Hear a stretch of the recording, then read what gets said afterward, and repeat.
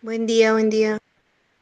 Buenos días. Bien, antes de yo ya no Sí, creo que sí, entre sí, nadie más. se escucha. Bien, antes de comenzar, jóvenes, ya creo que estoy viendo a alguien más.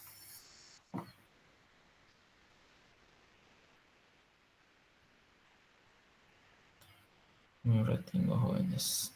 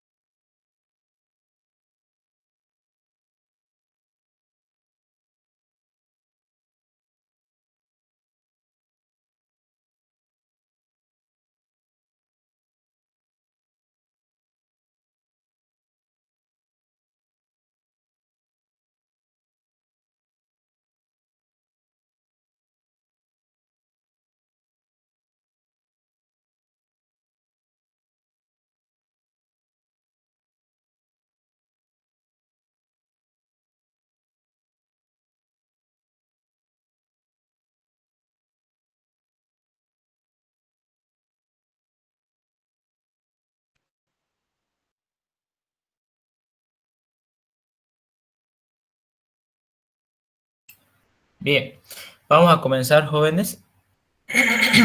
Bien, es importante, chicos,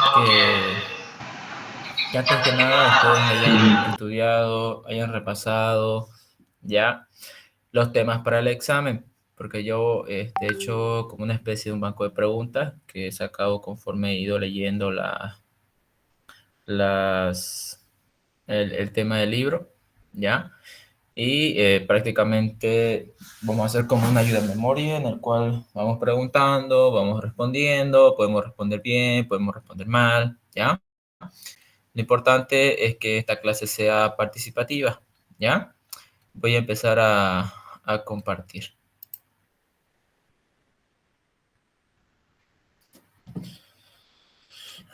Retengo.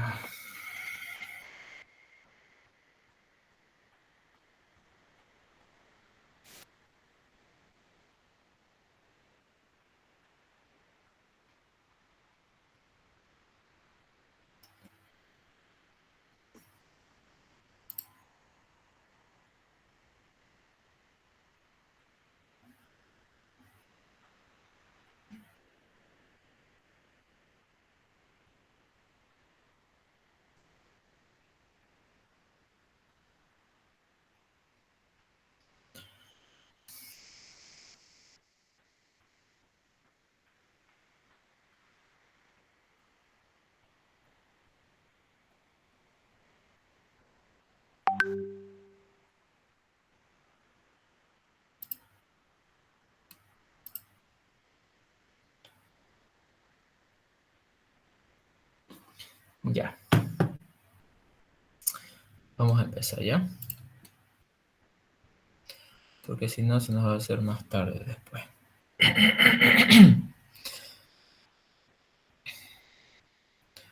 Denme un momento, jóvenes, mientras voy compartiendo.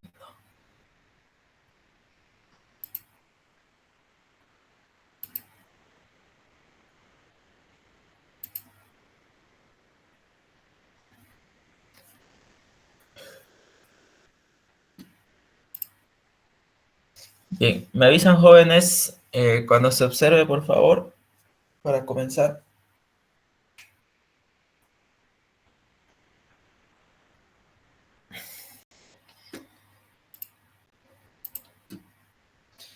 ¿Se observa, chicos?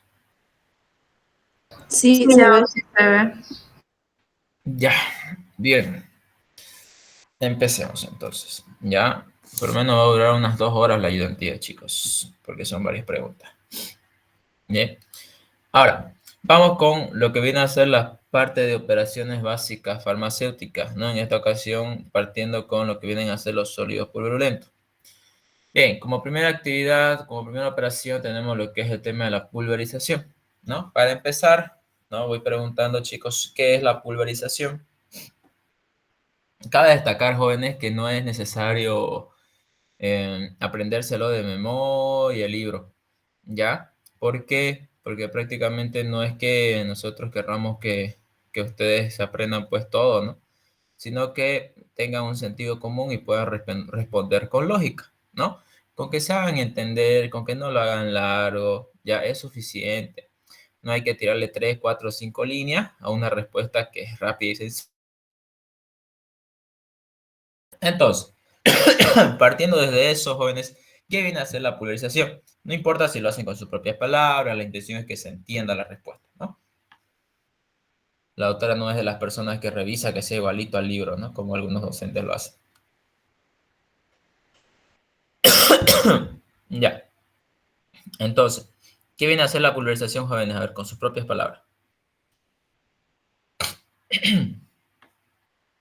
A ver, chicos. Vamos viendo, vamos viendo. ¿Qué es la pulverización? Es el proceso de reducción de tamaño de partículas sólidas. Muy bien, ya es el proceso. Es el proceso de reducción, ya, del tamaño de partículas, perfecto, ya, en los sólidos, ¿no? Bien, está correcto, ¿no? La pulverización siempre va a ser eso, reducir el tamaño de la partícula, ¿no? En los sólidos pulverulentos, en el material sólido, ya esto no es aplicable obviamente al líquido. Perfecto, ¿no? Fácil, respuesta corta, sencilla, no es necesario que lo hagan largo, pueden hacerlo como ustedes lo entiendan, siempre y cuando se dejen entender. Bien. Ahora, vamos con la pregunta número 2. La reducción del tamaño de partícula en aquellos principios activos de baja hidrosolubilidad supone una reducción de la biodisponibilidad, ¿falso o verdadero? A ver, ¿qué opinan ustedes, jóvenes? ¿Verdadero? A ver, ¿alguien más? ¿Alguien más? ¿Alguien más? Siempre cuando ustedes estén en el examen, jóvenes, y no se sepan alguna pregunta, sáltense a la que viene y después a lo último se ponen a cranear, a usar una moneda. Ya, siempre traten de responder las que se recuerden para que no pierdan tiempo en una pensando es esto o es aquello. Bien, ahora vamos a pensar un poco con lo que son los principios activos de baja hidrosolubilidad, ¿no? Entonces, estos principios activos que tienen poca hidrosolubilidad son aquellos que prácticamente, ¿no? Sabemos que los principios activos, perdón, pueden ser liposolubles o hidrosolubles, ¿no? Obviamente los liposolubles se absorben de manera más rápida, ¿no? En cambio, los hidrosolubles necesitan, en este caso, un transportador que los pueda ayudar justamente a atravesar la membrana y puede ser absorbida. Ahora, dentro de ese punto de la hidrosolubilidad, ¿no? Aquí nos dice que la reducción del tamaño supone una reducción de su biodisponibilidad. Entonces, cuando hablamos de biodisponibilidad, ¿A qué nos referimos? Estamos hablando de que cuánto material, ¿ya? O qué proporción, concentración del principio activo, ¿ya? Logra justamente pasar el primer paso hepático y poder ser absorbido. Esa es la biodisponibilidad, la velocidad con la cual el principio activo ya va en sangre. No sé qué me dijeron en el grupo. Dice, está cortado, dice. ¿Me escuchan bien, chicos? Sí, Sí, ahora sí te sí. escucho bien. Ah, ya. Bien. Entonces, si nosotros hablamos de los componentes hidrosolubles, obviamente son en este caso con biodisponibilidad un poquito más baja que los liposolubles, obviamente, ¿no? Porque cuesta que se absorban. Entonces, cuando yo hago una reducción de partícula, estoy en pocas palabras disminuyendo y haciendo que en pocas palabras el principio activo disminuya de tamaño. ¿Para qué? Para que estos puedan ser absorbidos. Entonces, la disminución del tamaño de partícula en pequeños componentes de principios activos hidrosolubles facilitan su absorción y al facilitar su absorción aumentan la biodisponibilidad.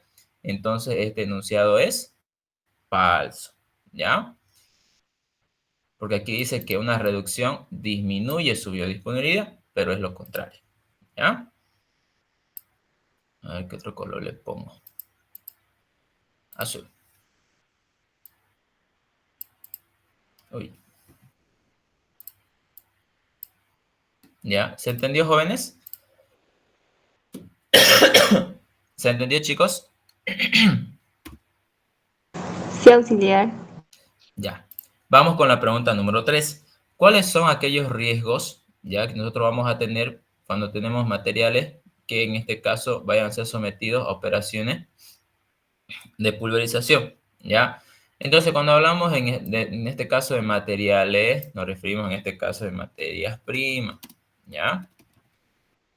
Los materiales son siempre materias primas, es decir, todo lo que nosotros vayamos a ocupar, ¿ya? Para la elaboración. Entonces, ¿cuáles son los riesgos para las materias primas que se someten a pulverización? Así directo, ¿no? ¿Qué desventajas podemos tener con relación a ello?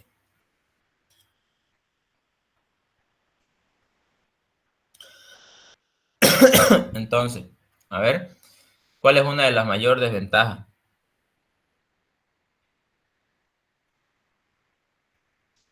Ya, punto uno, que va a afectar a materias primas termolábiles, ¿no? ¿Por qué afecta en este caso a materias primas termolábiles? Porque estos procesos de pulverización, ya, en pocas palabras, son empleadas a través de equipos, ya. Estos equipos, al ser utilizados constantemente, se calientan, ¿no? Es decir, tiene una temperatura elevada porque a lo largo del proceso se va a ir rompiendo en esta ocasión la partícula. Un momento, chicos, creo que alguien está ingresando a la llamada.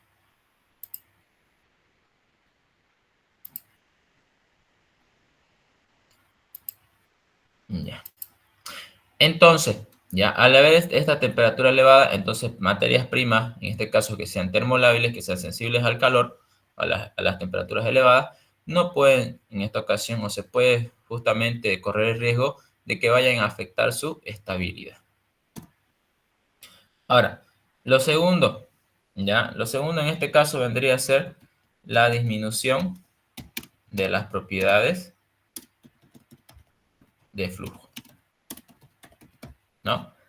Entonces, básicamente la disminución de estas propiedades implica básicamente que al reducir el tamaño de partícula, también voy a reducir sus propiedades de flujo, es decir, que van a ser con un fluido más rápido, que al disminuir el tamaño de partícula, vamos a obtener polvos amorfos, entonces las propiedades de flujo van a disminuir con relación a lo que viene a ser el polimorfismo.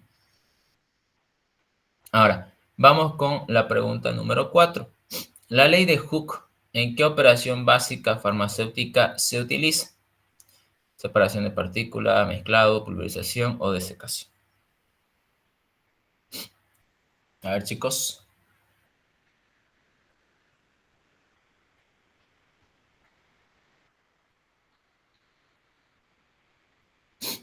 A ver, la pregunta 4.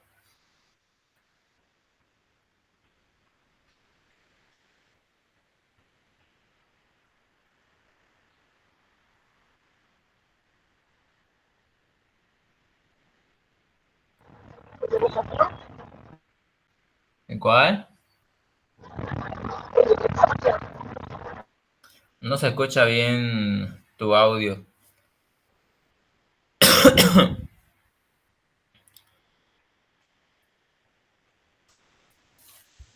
El ¿El pulverización. inciso A? B. No sé. Ya, el inciso A, separación de partículas. A ver, ¿quién más tiene otra respuesta? C.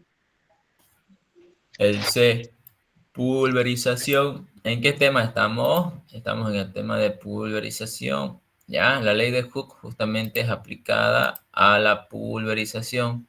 Ahora, ¿qué nos dice o cuál es el fundamento de la ley de Hooke?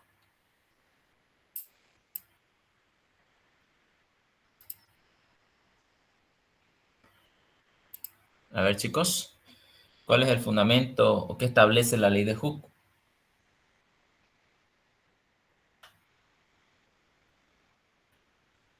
A ver, recuerden que la autora siempre pregunta sobre las leyes por si acaso.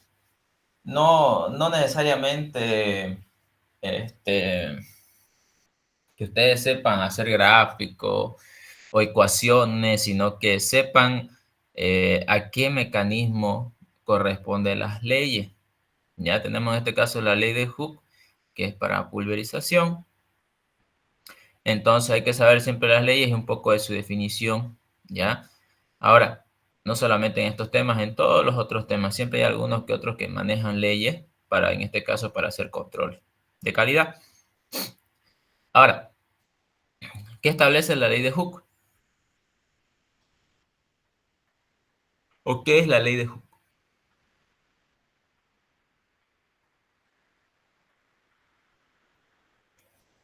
A ver, chicos.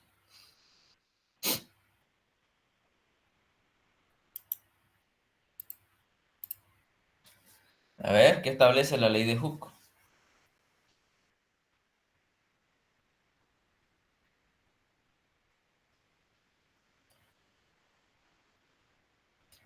Vamos, jóvenes, tienen que ya ir estudiando, vayan sacando su libro, los que tengan impreso y los que no, vayan a buscar su libro digital. Ya mejor si lo tienen en físico, jóvenes, porque es más fácil que estar agarrando el teléfono porque uno mucho se distrae. Siempre es bueno tenerlo en físico. ¿Ya? He visto algunos que se lo han impreso todo en tamaño grande, unos lo han hecho doble cara. También están los convencionales que son los pequeñitos, que es su tamaño original. ¿Ya? Entonces, ¿qué establece la ley de Hooke, jóvenes? Así rápido. El principio de la elasticidad. Ya, pero un poquito más. Obviamente pueden ser para materias primas plásticas o materias primas elásticas, ¿no? Pero, ¿qué establece la ley de Hooke? Ya, prácticamente es una relación que se da, ya, es la relación, ya, entre la presión, ya, que se aplica a la materia prima y justamente la magnitud de la deformación, ¿no? Entonces, eso viene a ser la ley de Hooke, es la relación entre la presión y la magnitud de la cual se vaya a deformar, ¿ya? Eso establece y es una curva justamente entre presión y deformación, pero no nos vamos a ir más a lo que viene a ser ese tema, ¿no? Sino que prácticamente es como una pendiente, ¿no? Que se va a ir doblando o que sencillamente va a ir de forma lineal. A esa pendiente se la conoce como módulo de Young. ¿Ya? Y eso establece justamente hasta qué punto llega la presión para poder deformarse, ¿ya? Porque existen materias primas que no se deforman, como también existen partículas o materias primas que sí llegan a un punto en el cual al ejercer prácticamente mucha presión se deforman, ¿no? Y es ahí donde se rompe la partícula. Ahora, pregunta número 6. ¿Cuáles son los mecanismos de fragmentación de partículas sólidas?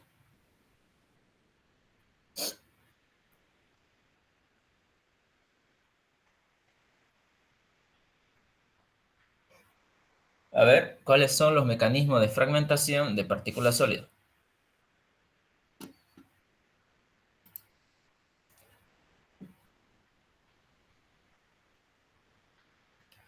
A ver, chicos, ¿cuáles son? Reordenamiento auxiliar. No,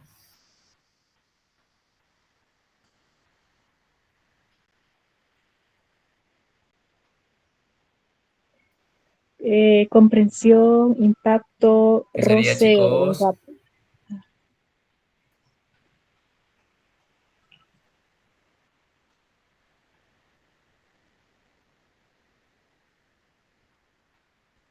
A ver,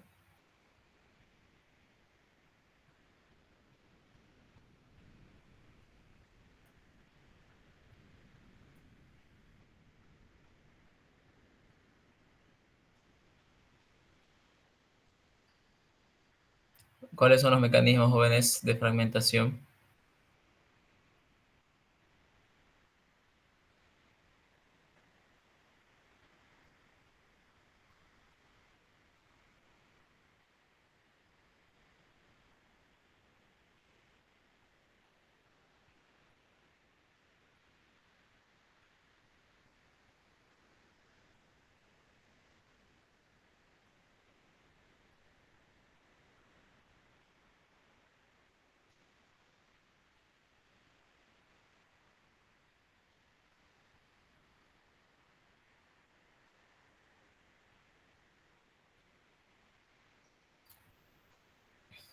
¿Cuáles son los mecanismos, chicos?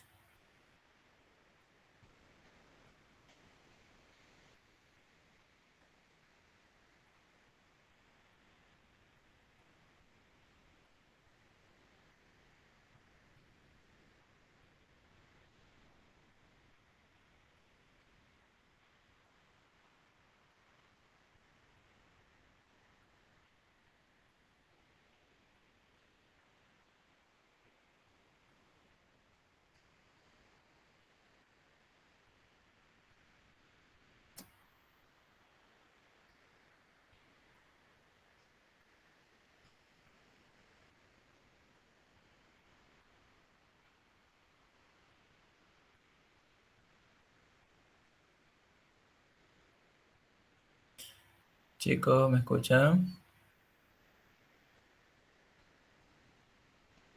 Sí, ya, sí. Sigo esperando.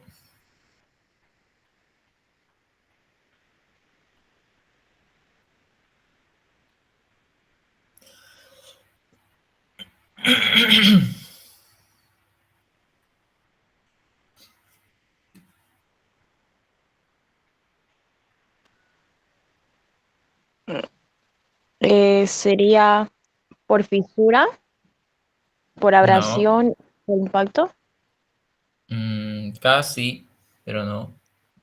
por compresión. Ya, uno, compresión.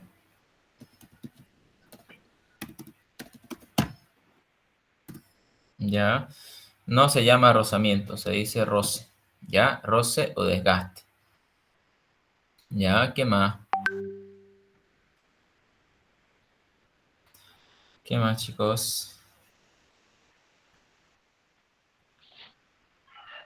Corte, Ya, corte. ¿Qué más? Tenemos el último, que es impacto. ¿Ya?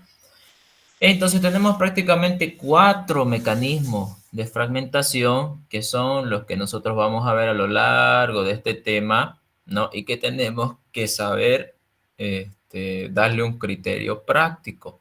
Porque la autora no les va a preguntar cuáles son, la autora les va a poner ejemplos, le va a poner ejemplos prácticos en los cuales ustedes van a tener que responder de acuerdo a criterios de lógica, ¿ya?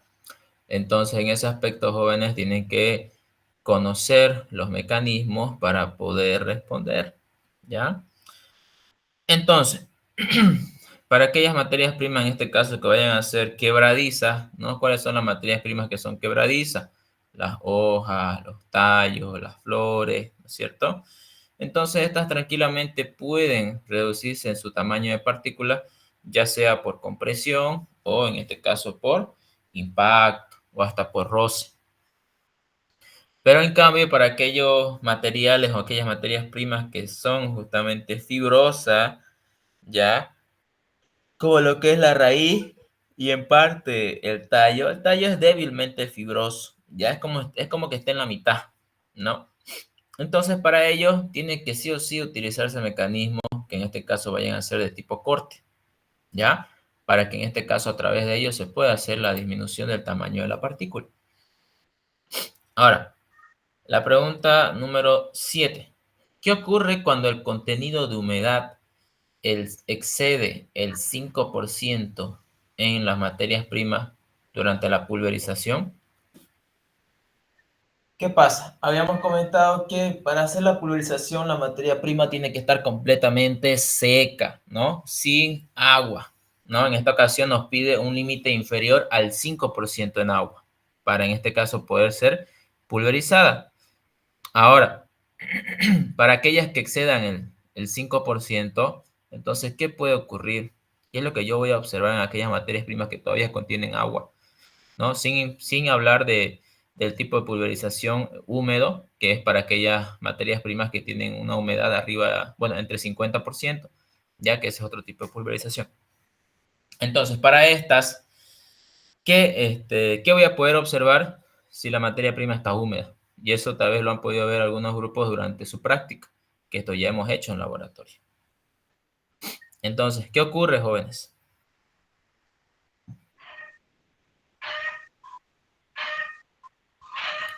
A ver, ¿qué ocurre, jóvenes? Si la Se vuelve materia más, prima todavía está húmeda. se ¿Cómo, vuelve cómo? más adhesivo, se vuelve más adhesivo, se pega más a las máquinas. Ya aumenta su adhesividad, ¿no? Es decir, se vuelve más adhesivo, como dice su compañera, y se van a ir pegando en las cuchillas, al recipiente de pulverización, a la cámara de pulverización, ¿no es cierto? Entonces, ¿y esto por qué se debe? Porque contiene agua, ¿no? Se vuelve una masa pastosa, y ahí viene lo siguiente, que en este caso se vuelve una masa pastosa y se aglomeran entre ellas. Entonces, una siguiente observación sería en este caso el aumento, ¿ya? De las partículas. ¿Qué quiere decir? Que en este caso se van pulverizando, pero no se van haciendo polvo, sino que se van haciendo tipo chicloso, se van uniendo entre ellas y van formando una masa, ¿no? Entonces ahí vemos justamente un aumento, una aglomeración de las partículas, ¿no? Es mejor decir aglomeración, ¿ya? Que decir aumento. Una aglomeración, ¿ya? De las partículas. Ahora, ¿qué más? Entonces, si la materia prima tiene mucha agua, ya obviamente no vamos a obtener el 100% de lo que nosotros queremos obtener. Entonces podemos decir que va a disminuir la eficacia, ¿ya? Entonces, ¿qué es la disminución de la eficacia? Es que en pocas palabras no vamos a obtener el 100% de la materia prima, sino que van a haber pequeñas cantidades que sí tal vez estén en polvo, las demás se van justamente a aglomerar, otras se van a adherir a las paredes de la cámara. Entonces, la disminución de la eficacia es más que notable. ¿Bien? Ahora, vamos con la pregunta número 8. ¿Cuáles son los elementos básicos de los equipos de pulverización? ¿Cuáles son sus componentes básicos de estos equipos? Solamente tienen tres componentes básicos, todos los equipos. ¿Cuáles son?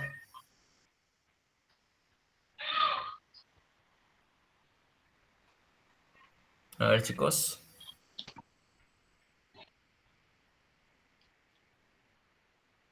¿Cuáles son?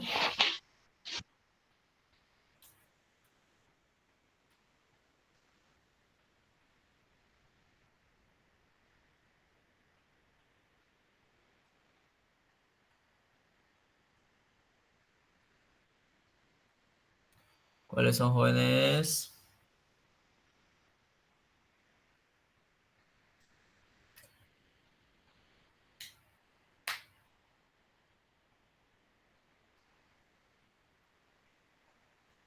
A ver, chicos, ¿cuáles son? El dispositivo de descarga, Ya. cámara de pulverización y tolva de alimentación. Cámara de pulverización y la tolva de alimentación. Ya, entonces está yendo aquí de abajo hacia arriba. No. Lo primero que hay siempre en la parte superior es la tolva de alimentación en la cual ingresa la materia prima sin pulverizar. En la cámara de pulverización es donde ocurre todo el proceso de pulverización y para finalizar el dispositivo de descarga simplemente para o donde va a salir la materia prima ya pulverizada. Ahora vamos con la pregunta número 9. ¿Cuáles son o bajo qué criterios se clasifican los equipos de pulverización? ¿Cuáles vendrían a ser?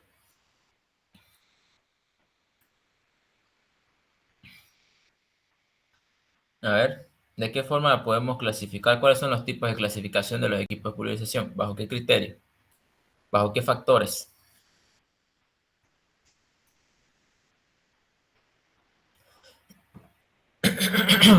Vamos, jóvenes, vamos, vamos.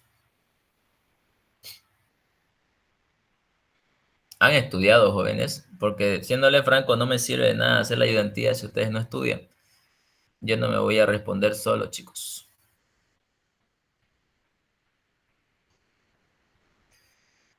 Ese no es el objetivo de la ayudantía. El hecho de que yo me responda solo simplemente no ayuda, no sirve, jóvenes. Así se los digo, ¿no? Es en vano. Porque como yo siempre digo, no esperen que esto vaya a entrar en su examen, porque yo no hago el examen. Simplemente es una ayuda, ni siquiera son modelos jóvenes. Son preguntas que yo he hecho conforme he leído el libro. Entonces, tampoco son modelos de exámenes para que ustedes, por si acaso, lo estén pensando que estudiando de ahí vayan a aprobar, porque yo nunca he garantizado que esto les vaya a servir para aprobar. Ya, simplemente es una ayuda para aquellos que quieren repasar lo que han estudiado, quieren practicar, ¿ya? Entonces, para eso es la ayudantía. No es para que ustedes ocupen esto, para estudiar, que de aquí va a entrar, no. Y eso sí, yo siempre lo he recalcado desde que se creó el grupo de WhatsApp. Entonces, vuelvo y pregunto, ¿han estudiado, chicos?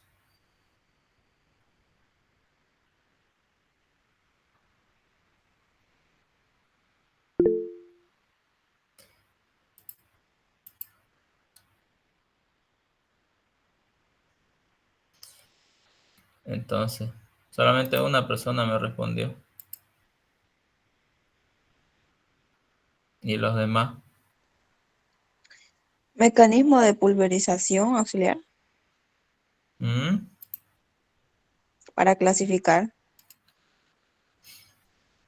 Ya, mediante el mecanismo Después, de la pulverización. después tenemos el tamaño de partícula igual. Ya. ¿Qué más? La modalidad de pulverización Ya. y el régimen de funcionamiento. Y el funcionamiento. ¿Ya? Ay, perdón. Entonces, cuando hablamos en este caso del mecanismo de pulverización, ¿a qué nos referimos? A ver. Nos referimos prácticamente a lo que hemos hablado hace un momento, ¿no? Entonces, ¿qué tipo de pulverización hay? ¿No? Y que lo hemos hecho acá. ¿Cuáles son los mecanismos? ¿No? Entonces, eso es una modalidad para clasificarlas, de acuerdo en este caso a que su mecanismo sea de corte, de impacto, de roce, ¿qué más hay? De compresión. ¿No es cierto? Ahora, si hablamos en este caso del tamaño de partícula, vamos a referirnos a qué va a ser lo que nosotros vamos a obtener. Obviamente esto tiene una clasificación un poco más extensa, ¿no? ¿Por qué? Porque hablamos en este caso de aquellas que son ya sea groseras, ¿ya? que sea en este caso intermedia, un tamaño medio, que sea en este caso fina, ¿ya? Y tenemos lo que son las ultra finas, ¿no? Que más adelante vamos a ir viendo cuál es el rango promedio de estas partículas. Luego tenemos en este caso, lo que viene a ser la modalidad, ¿no? Como yo les había comentado, tenemos dos, que en esta ocasión es la convencional, que es la que se utiliza para materias primas sólidas que tengan un porcentaje de humedad menor al 5%, ¿ya? Y tenemos la húmeda, que en esta ocasión va a ser prácticamente para aquellas materias primas que tengan un porcentaje de humedad o de agua que sea igual o superior al 50%, ¿ya? Luego tenemos en este caso lo que viene a ser de acuerdo a su funcionamiento, que esto siempre se va a manejar en aquellos que son continuos y los, y los discontinuos, ¿ya? Esos son los dos mecanismos justamente de trabajo que existen en todos los equipos. Ya cuando yo hablo de un equipo continuo, estoy hablando de un equipo que constantemente, que todo el tiempo está en funcionamiento. En ningún momento se detiene. Cosa que yo agrego materia prima, sigue el proceso de pulverización, ya sale el producto pulverizado, vuelvo a introducir más y así sucesivamente, de manera continua. En cambio, cuando hablamos de un proceso discontinuo, es en el cual yo tengo que parar el equipo, ¿no es cierto? En este caso, para poder retirar mi materia prima pulverizada y luego colocar otro tanto de materia prima, o volver a encender el equipo, volver a que funcione. Entonces, eso justamente es un proceso discontinuo. ¿Por qué? Porque el equipo no está funcionando constantemente, sino que hay un momento en el cual yo detengo su funcionamiento para seguir el proceso. ¿Ya? Tal es el caso de los molinos que usamos en laboratorio, ¿no? ¿Los molinos que usamos en laboratorio son continuos o discontinuos? A ver. No. A ver. ¿Qué tipo de funcionamiento tienen los molinos que usamos en laboratorios para hacer la práctica? ¿Es continuo o discontinuo?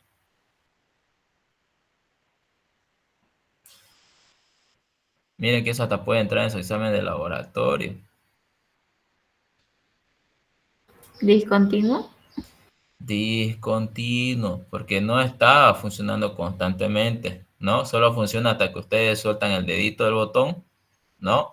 Entonces, al detenerse el equipo y yo retirar mi materia prima, ya automáticamente se vuelve un proceso discontinuo. ¿Ya? Vamos con la pregunta número 10. Detalle las características, o perdón, las categorías para lo que vienen a ser los sistemas de pulverización. Aquí ya vamos a desglosar, ya, este de acá, que es el tamaño de partícula.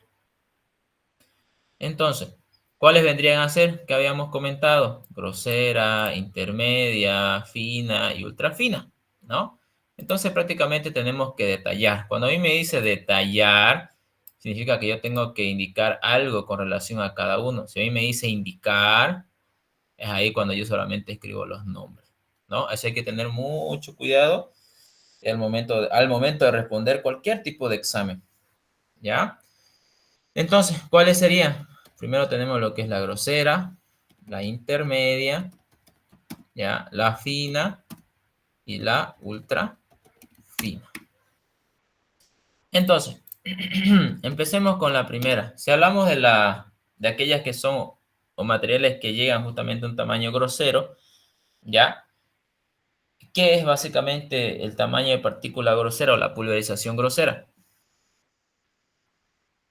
¿Qué voy a obtener? ¿Qué tamaño de partícula voy a obtener a partir de esta pulverización grosera? Mayor a 840 micras. Bien, partículas, ¿no? Voy a obtener partículas que en este caso vayan a ser mayor a 840 micras. Uy. Entonces, cuando yo hablo de aquellas que sean intermedias, entonces, ¿partículas de qué tamaño voy a tener? 840 a 75 micras. 840, caramba, 840 hasta 75 micras. Luego tenemos la que es fina. Cuando hablamos de aquella que es fina, ¿qué tamaño de partículas voy a tener? Menor a 75 micras. Muy bien, menor a 75 micras. Claro. Ahora, cuando hablo de aquellas que sean ultra finas, ¿ya? ¿Qué tipo de partículas voy a tener? Creo que es menor a 1 o a 5 micras. Igual o menor a 1, ¿ya? Micras. Menor o igual a 1, ¿ya? Esa es la ultrafina, la que obtenemos ya sea 1 micra o menor a 1 micra, 0.05 micras, 0.5 micras, ¿ya? Que aquí justamente ya entran los micronizadores. Bien, ahora, ¿cuáles son los equipos de pulverización más utilizados? Aquí ya estamos hablando de los molinos. ¿Cuáles son? Molino de martillos, De martillo, Ya, molino de martillo, de cuchilla, molino de cuchillas, de rodillo y rodillos, bola. molino de rodillos, Y de bola. molino de bolas. ¿Qué más? Hay uno más. Micronizadores. Exactamente. Micronizadores. ¿Ya?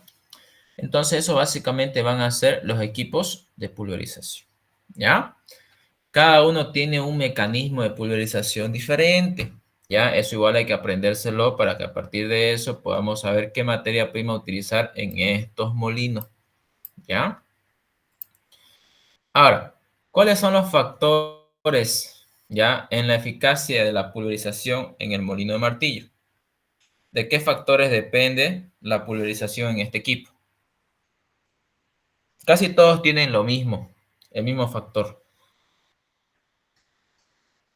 Hay uno que comparten en común todos.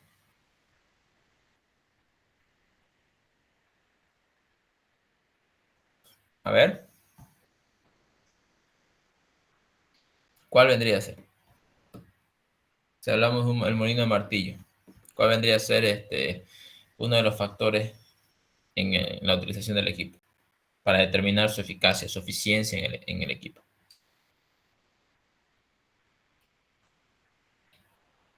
A ver, chicos.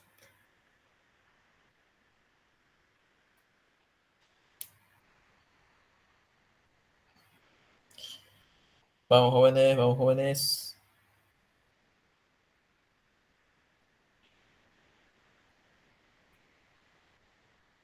A ver, a ver, a ver.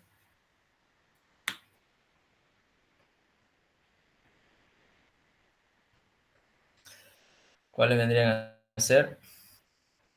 La velocidad de giro, Esa es la característica en común que tienen casi todos los equipos, ¿no? Que es justamente la velocidad. ¿Ya? En este caso, del giro del motor. ¿Ya?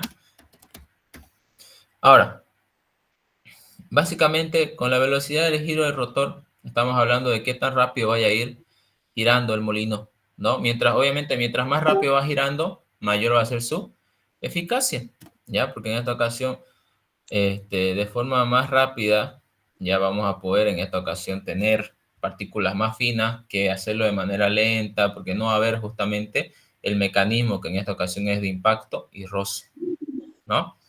Entonces, mientras más fuerte haya, más se va a quebrar, en este caso, la partícula, ¿no? Y hay parte justamente la ley de Hooke. Ahora, ¿cuál sería el otro? La velocidad de alimentación del molino, ¿no? Entonces, esa es otra característica muy importante justamente en la eficacia de un producto, ¿ya? O de un equipo en esta ocasión. ¿Por qué?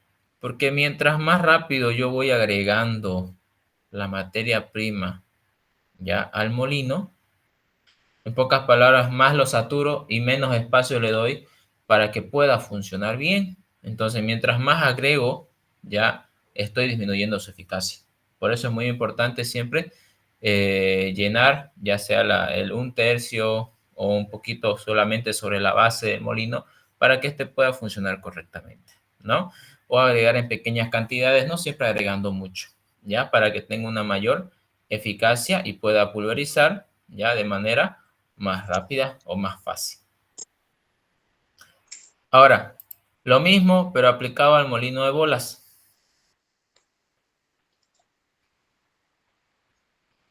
¿Cuál sería?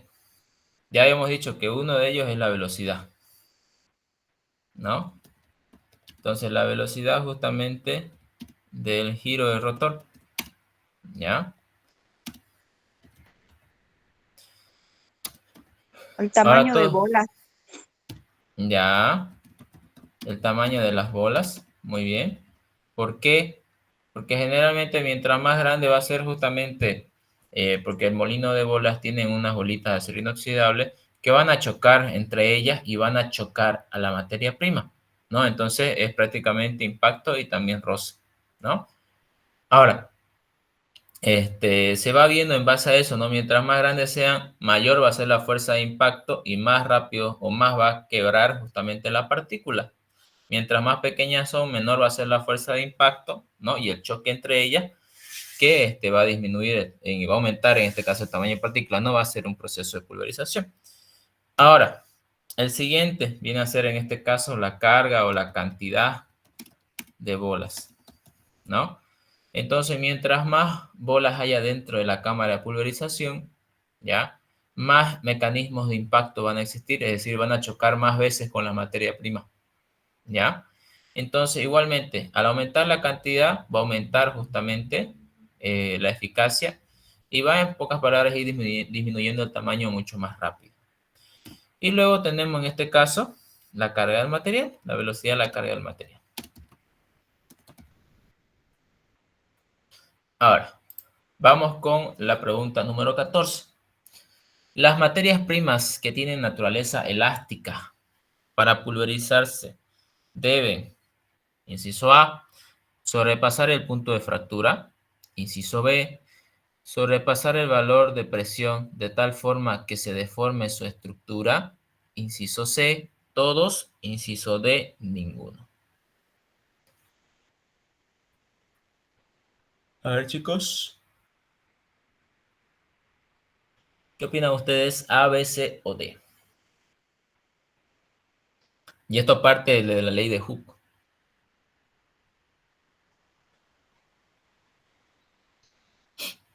A ver, inciso A, inciso B, inciso C, inciso D. Yo digo que ninguno. B, ¿Cuál?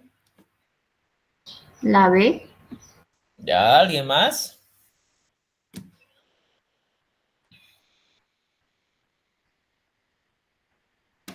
¿Alguien más, chicos? ¿Quién más? Ya dijeron inciso B.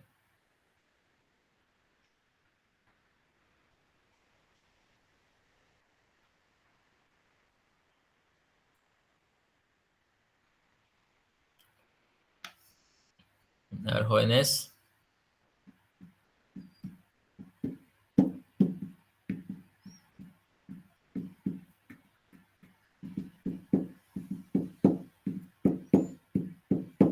Jóvenes. El inciso B auxiliar. El inciso B. No, no es el inciso La B. C. ¿Cuál? C. El inciso C. ¿Ya? ¿Por qué? Porque obviamente, si se dan cuenta, cuando hablamos de una materia elástica, son aquellas justamente que son un material ya que es un poco más resistente. Entonces, para que se pueda pulverizar este tipo de materiales, entonces primeramente tiene que sobrepasar el valor de la presión, ¿ya? Porque justamente al elevarse la presión se va a deformar, ¿ya? Y al deformar va a sobrepasar igualmente su punto de fractura. Al sobrepasar un punto de fractura, ahí ya nos aseguramos de que esta materia prima se vaya a pulverizar. Entonces vendría a ser el inciso C. Ahora vamos con este pequeño cuadro. Ya, aquí nosotros podemos ver justamente una tabla en la cual vamos a ver los distintos tipos de molino, y el tamaño, el mecanismo, los materiales que yo puedo utilizar, los materiales que no debo utilizar, ya para cada equipo. Entonces, ¿por qué les muestro esto? Porque en parte esto la autora lo transforma en diferentes preguntas de examen, ¿ya? Tenemos en este caso tipo de molino, martillo. ¿Qué mecanismo tiene? Impacto y roce, ¿no? Que fue lo que yo les comenté. Ahora, ¿qué tamaño de partículas se obtienen a partir de este molino? Partículas que van a estar alrededor de los 40 micras, ¿ya? O micrómetros, que es lo mismo. Materiales que yo puedo utilizar en el molino de martillo, quebradizos, que no sean abrasivos, en este caso poco abrasivos. ¿Qué no puedo utilizar? Fibrosos, aquellos materiales que tengan mucho contenido de agua, que tengan punto de fusión bajo, ¿ya? Luego tenemos el de cuchillas, que su mecanismo es corte. Obtenemos partículas de 100 micras, ideal para materiales fibrosos, ¿ya? Y no adecuados de materiales duros, fiables o abrasivos. Luego tenemos el de bolas, el de rodillo y los micronizadores, ¿ya? Que los micronizadores prácticamente, ¿ya? Es el que se obtiene un tamaño de partícula mucho más pequeño. ¿Bien? Perdón. Entonces, ¿ya? Bajo este criterio, ya de selección, como dice aquí, de selección de equipo, ¿ya? Vamos con esta pregunta número 15. Usted cuenta con 3 kilos de corteza de canela. Debe obtener un polvo con un tamaño de partícula de 8 micras. ¿Qué operación farmacéutica seleccionaría? Ya, entonces, aquí ya es cuando nosotros aplicamos la teoría a la parte práctica. ¿Ya? Entonces, ¿qué operaciones farmacéuticas utilizaríamos en esta cuestión? ¿Ya? Si queremos, podemos hacer como hacíamos en laboratorio, en el cual hacíamos el proceso. Bueno, aquí ya no necesitamos ahondar porque ya tenemos la corteza, que es la parte útil. ¿Ya? En este caso podemos hacer en esta ocasión lo que es el lavado. Ya después del lavado viene el secado. Después del secado viene en este caso la pulverización. Entonces aquí nos pregunta qué operaciones farmacéuticas yo seleccionaría en esta ocasión para poder secar o para poder reducir el tamaño de partícula de 3 kilos de corteza de canela, ¿no? Y aquí hay que tratar de ser un poco más explícito, ¿no? Entonces yo puedo decir, ¿no? ¿Qué haría en este caso el lavado? ¿Ya? ¿Qué haría después? El escurrido, si yo quiero escurrir. Después, ¿qué haría? La desecación. ¿Ya? Y luego haría lo que es la pulverización. Ahora, si yo voy a hablar de pulverización, ahí tengo que indicar cómo yo voy a hacer para llegar a este tamaño de las 8 micras. ¿Qué equipos o qué molinos yo voy a utilizar para eso? A ver, pregunto.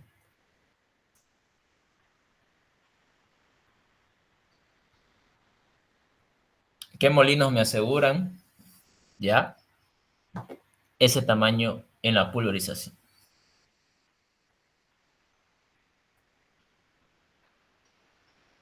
A ver.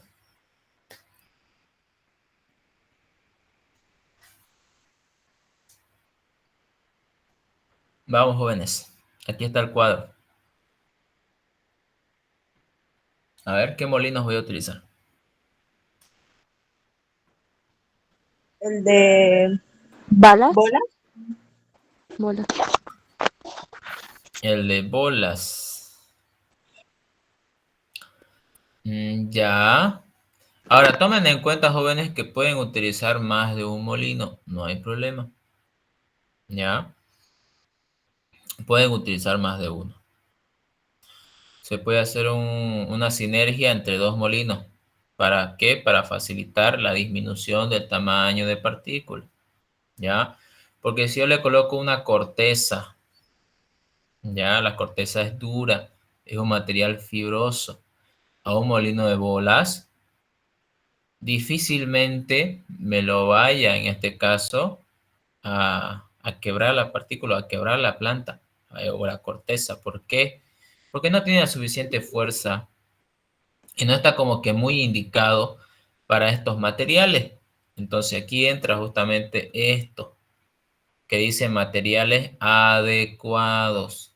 Ya yo no puedo seleccionar nomás porque este se acerque a las 8 micras. No, tampoco es así. Ya, a menos que sea su material adecuado. ¿Ya? Entonces, si no es su material adecuado, entonces tengo que buscar otro mecanismo que me haga acercar a esto. Entonces, ¿cuál sería el más ideal para comenzar el proceso de pulverización? A ver.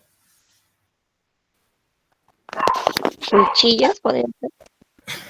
Efectivamente, el molino de cuchillas es el único, si se dan cuenta, que es para materiales o materias primas fibrosas. Es el único. Entonces, yo siempre en ese aspecto, si tengo una materia prima que es fibrosa, corteza o tallo, perdón, o raíz, yo tengo que empezar sí o sí con un molino de cuchillas. Ya, sí o sí. No puedo saltarme. Voy aquí a escribir mal. ¿Ya? Ahora, una vez ya he utilizado el molino de cuchillas, he obtenido un tamaño de partícula de 100 micras, ¿ya? Obviamente ya ese material fibroso ya dejó de ser fibroso porque ya lo corté, ya lo reduje a un tamaño menor. Entonces, ya una vez hecho el proceso de pulverización por cuchilla, ¿qué otro molino puedo utilizar para acercarme, ya? En esta oportunidad a las 8 micras. Rodillos. No, dijimos 8 micras. ¿Perdón? Molino de bolas. El molino de bolas. ¿Ya? Tampoco es jóvenes que ustedes vayan bajando, no es ir bajando. Tampoco es así. ¿Ya? Entonces todo va a depender en este caso también del tamaño. No es ir bajando, porque en este caso si vamos bajando, vamos empleando más equipos. ¿Ya? Y por lo general, no siempre cuando nosotros hacemos un proceso de pulverización, no siempre nos vamos a asegurar de tener este tamaño. No. Son cercanos, sí, pero no quiere decir que todo lo que vayamos a obtener vaya a ser de 75 micros. Pueden existir menores, pueden ser 50, pueden existir de 80, ¿no? Entonces, solamente es un aproximado, como un rango, es un término medio, un punto medio. Ahora, luego utilizar el molino de bolas, que en este caso me da un tamaño promedio de 10 micras, que obviamente está cercana a las 8, ¿ya? Entonces, ¿qué proceso final sigue para yo asegurarme de que obtenga 8 micras? Tamizado. Muy bien, la tamización. Entonces, básicamente, ese tipo de preguntas realiza la doctora, ¿ya? Generalmente este tipo de preguntas, si se dan cuenta que usamos desecación, pulverización, tamización, ¿ya?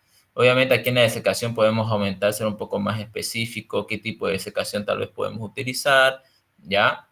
O sencillamente nombrarlo, ¿no? En el caso de la pulverización sí hay que hacerlo, ¿para qué? Para obtener este tamaño, porque nos pide ese tamaño, ¿ya? Entonces aquí utilizamos cuchilla, luego molino de bolas y por último la tamización para garantizar el tamaño, ¿no? ¿Preguntas hasta aquí, jóvenes?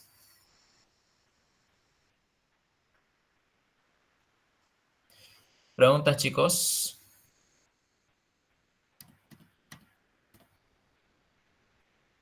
¿Preguntas? ¿Preguntas?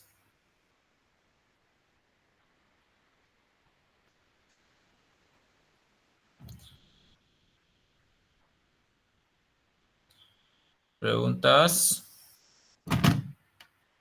¿Hay preguntas, chicos? No, sí, todo claro. Ya, vamos al siguiente No. tema. Separación de partículas. Ya este tema ya es un poco más corto.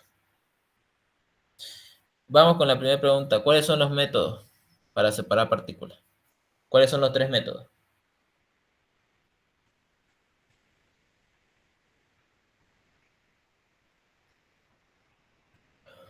A ver, ¿cuáles son los 3 métodos?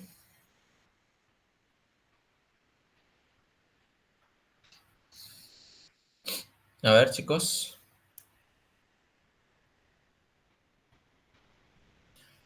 ¿Cuáles son los 3 métodos de pulverización? Perdón, de separación.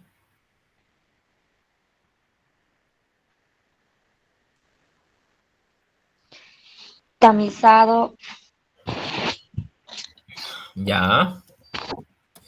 Tamización. ¿Qué más? La sedimentación. ¿Qué más? Y la elutriación. Ya, esos son los tres métodos de separación. Uy, elutriación, no está en mi diccionario. Ya. Vamos con la pregunta 2. A nivel industrial, ¿la disposición de los tamices se da en cascada? ¿Falso o verdadero? Cabe destacar que la tamización puede ser o lo podemos utilizar ya sea en cascada, que es justamente de forma, un tamiz encima de otro tamiz, pocas palabras, ¿ya? Por eso dicen cascada, porque la materia prima va cayendo y se va tamizando. Los tamices se van moviendo y se va tamizando, va cayendo y va cayendo y se va fraccionando cada vez más, ¿no? Entonces los tamices van siempre de mayor a menor. En cambio, en la tamización lineal va de menor a mayor, ¿ya? El diámetro de poro, ¿no? Aquí nos pregunta a nivel industrial qué disposición se ocupa, en cascada o lineal. Aquí nos asevera que es en cascada. Entonces, si es eso, verdadero. Y si no lo es, falso. ¿Qué sería, jóvenes? ¿Falso o verdadero?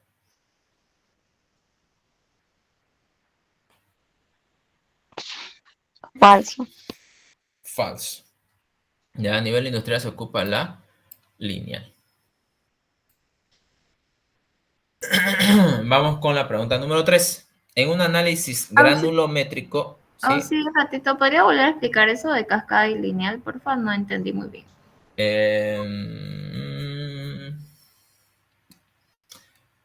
A ver, a ver. No sé si pueden ver, yo tengo aquí el libro. ¿Les aparece el libro que tengo, jóvenes, o no les aparece? No. Se ve de fondo, no se puede ver clarito. Ah, ¿se ve el libro, pero? Solo las preguntas. Ah, déjenme un segundo, lo busco. Es que no me van a entender sin una imagen. Hay una imagen que lo explica. Ya. Déjenme ver si la encuentro. Por eso es muy importante a veces, jóvenes, que ustedes vean el libro, porque en el libro hay imágenes ilustrativas. No se entienden algunas, obviamente, son un poco complejas, pero algunas sí se entienden. No sé si está eso en el tema. Déjenme que lo busque. Esto es desecación. Por ejemplo, si alguien no le entiende a un tema, puede agarrar el libro y ponerse a leer. Hay imágenes, uno se pone a verificar. No se vayan a la parte de fórmula. Esa parte ni la estudien, jóvenes, porque no va a entrar ni idea del examen. He visto que hay harto que habla de teoría, de cálculo y todas esas cosas. Y no va a entrar eso. No somos en ese aspecto tanto así como para aprendernos cálculos. Eso hay que dejárselo a otras áreas. ¿Dónde está? Esto es desecación. Déjenme que lo busque. La otra no les mostró eso en clase. O bueno, ustedes no mostraron en clase. Ah, sí, creo que la imagen que dice está en la 387. Ahí A dice ver. en cascada y en línea. 387.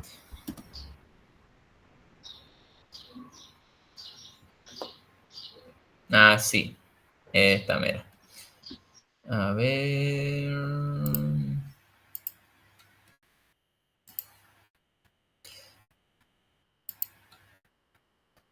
A ver, déjenme ver.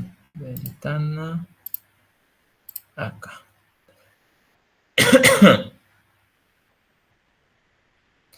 ¿Pueden ver? ¿Ven, chicos? Ya. Entonces, aquí miren. Si ustedes se dan cuenta, esta es en cascada y esta es lineal. ¿Ya? Cuando hablamos de cascadas nos referimos a que el producto va a ir cayendo. Todas estas líneas que ustedes ven son tamices. ¿Ya? Y este al final es donde se recibe. Entonces aquí hay tres tamices en el cual estos básicamente se van a mover. Hay un equipo que los mueve. Obviamente cada tamiz está apilado uno encima de otro. Si ustedes se dan cuenta, los tamices que usamos en laboratorio son más o menos para utilizarse en cascada porque tienen un acople. Yo los puedo poner uno encima de otro y encajan bien, solo que los que tenemos en laboratorio están todo golpeados, están todo torcidos y a veces no encajan, pero hay algunos que sí encajan. Entonces, estos tamices son para utilizarse de esa forma, ¿no? Entonces yo los coloco ya de mayor a menor. Pongámosle aquí entra el de 1 centímetro. Aquí entra el de 0,75 milímetros. Aquí entra más pequeño y más pequeño y más pequeño, ¿no? Cosa que el equipo o la base se va moviendo, ¿ya? Se va a ir tamizando, ¿ya? Y va a ir cayendo. Cae aquí, va cayendo aquí hasta que yo obtenga una separación de partículas. Es decir, aquellos que sean mayor a 1 centímetro se van a quedar aquí, aquellos que sean mayor a 0,75 se van a quedar aquí, aquellos que sean mayor a 0,5 se van a quedar aquí y lo restante va a caer, ¿no? Entonces, básicamente, ese es en cascada.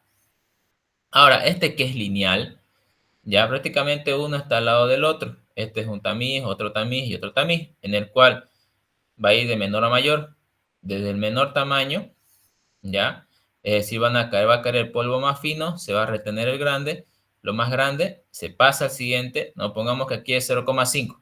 Entonces, se va a caer todo lo que sea menor a 0,5. Lo que sea mayor se queda aquí. Se traspasa al otro tamiz, ¿ya? Este es de 0,75, cae y lo que sobra se pasa al otro tamiz y así, ¿ya? Entonces a eso nos referimos justamente de la disposición en cascada o lineal. Este entra el producto primeramente en un tamiz grande, de un diámetro de poro grande. En cambio este empieza con un diámetro de poro pequeño, es lo contrario, ¿ya? Y este va a ir cayendo en cascada y este simplemente hay que hacerlo de manera lineal, uno al lado del otro. Yo lo voy pasando la materia prima.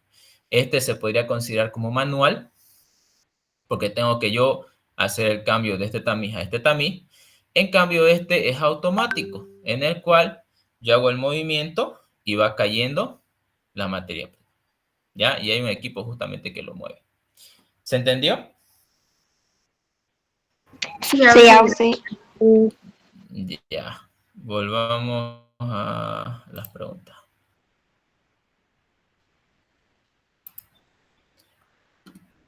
A ver, aquí está. Ya. Creo que querían escribir en el grupo.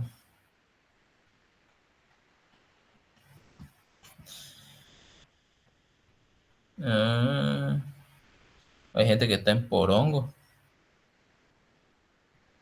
No sé si vivirán ahí, pero ya. Ya. Entonces, vamos con la pregunta número 3. En un análisis granulométrico se denomina rechazo a las partículas que no atraviesan el tamiz. ¿Falso o verdadero? A ver. Esto es en parte el tema de granulometría, porque ahí en granulometría entra la tamización.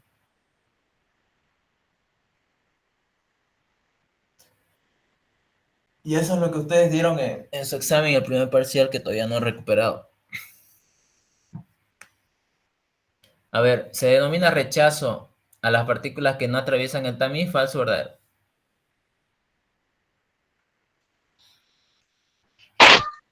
Verdadero. Verdadero. ¿Ya? Vamos con la pregunta número 4. El proceso de separación de partículas por elutriación se fundamenta en, inciso A, separación de partículas por acción de la gravedad, ¿ya? Y por la fuerza centrífuga. Inciso B, separación de partículas por acción de la gravedad, fuerza centrífuga y los ciclones. Inciso C, separación de partículas por acción de la gravedad, la tamización y la fuerza centrífuga. ¿Cuál de los tres?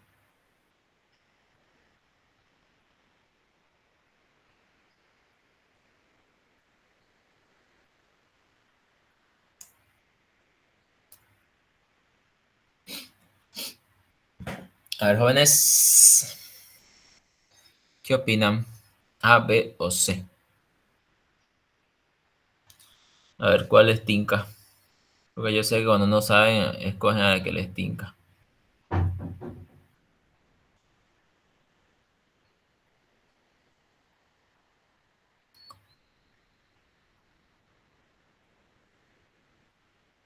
A ver, chicos. ¿Cuál? Inciso A. Ya, te tincó bien. Es el inciso A. Ya.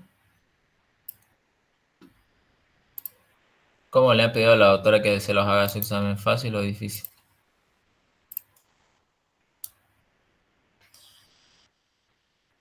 Vamos con la pregunta No la número pudimos 5. ver. ¿No lo han podido ver? ¿No han pasado clase? No, la doctora estaba enferma. Pero la anterior semana pues, no le han dicho nada. Ustedes le tienen miedo a la doctora, por eso no le dicen nada, ¿no? Vamos con la pregunta 5. ¿De qué depende la velocidad de sedimentación de las partículas en un fluido? A ver, ¿de qué depende?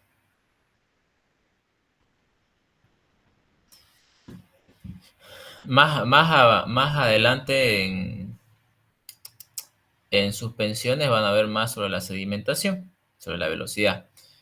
¿Ya? Van a ver aspectos muy importantes, las leyes que se manejan en sedimentación. ¿Ya? Entonces, aquí.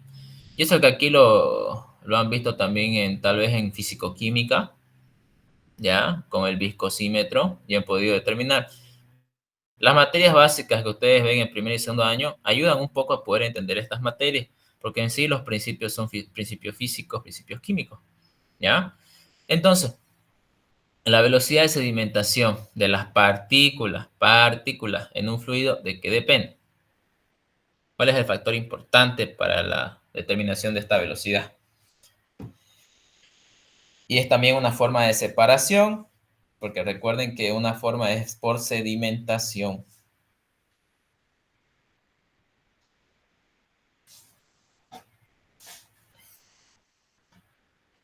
A ver. ¿De qué depende? Y es una sola palabra.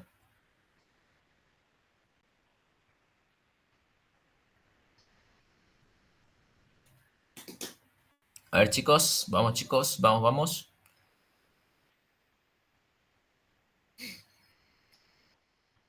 ¿De qué depende la velocidad de sedimentación de las partículas en un fluido?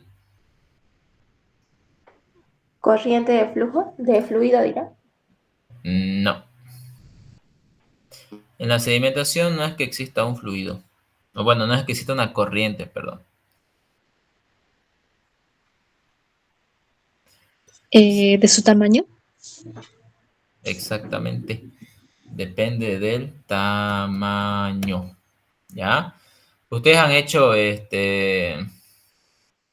¿cómo se dice? Han determinado, han usado ustedes el viscosímetro, ¿no ve?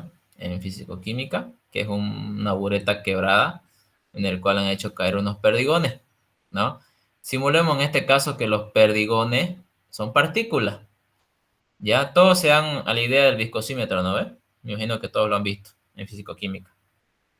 Tal vez no han hecho la Sí. práctica, pero sí lo han visto, ¿ya? Entonces, en el viscosímetro se coloca un fluido, un líquido, aceite, glicerina, propilenglicol, ¿no es cierto? Saben colocar. Obviamente el viscosímetro es para medir la viscosidad del fluido, pero vamos a darle otro enfoque, ¿no? Entonces ustedes hacen caer el perdigón y este va cayendo, ustedes determinan la velocidad en la que cae y a partir de eso determinan la viscosidad, si no estoy mal. Pero en esta ocasión, ustedes tal vez han podido notar que no siempre los perdigones son del mismo tamaño. Hay perdigones más grandes, perdigones más chiquitos, ¿ya? Entonces los perdigones más pequeños en un fluido, ¿ya? Caen más rápido o más despacio en comparación que un perdigón grande. Más despacio. Cae más despacio, ¿no es cierto? En cambio el perdigón grande cae más rápido, ¿no? Rápido. Entonces, esa es una forma de separar partículas por medio de la sedimentación. Las partículas más grandes van a caer más rápido, las medianas van a quedarse en el medio camino y las pequeñitas van a seguir todavía empezando a sedimentar, ¿no es cierto? Entonces, una forma en la cual yo puedo justamente hacer este tipo de separación de acorde a su velocidad de sedimentación, ¿no? Por eso es muy importante en las suspensiones que las partículas sean de un mismo tamaño para que todas se sedimenten al mismo tiempo o tarden en sedimentar para que en este caso no exista un asentamiento, ¿no? Por eso en las suspensiones siempre se pide que se agite antes de utilizar porque hay que reconstituir las partículas y que se acomoden en todo el fluido, ¿no? Entonces depende siempre del tamaño. ¿Por qué? Porque de acuerdo a eso nosotros vamos a ir separando las partículas. No sé qué dice su compañero. Creo que solo es él, ¿no? Porque todos me escuchan bien, ¿no? Sí. Sí, Ya. Te lo vamos a responder.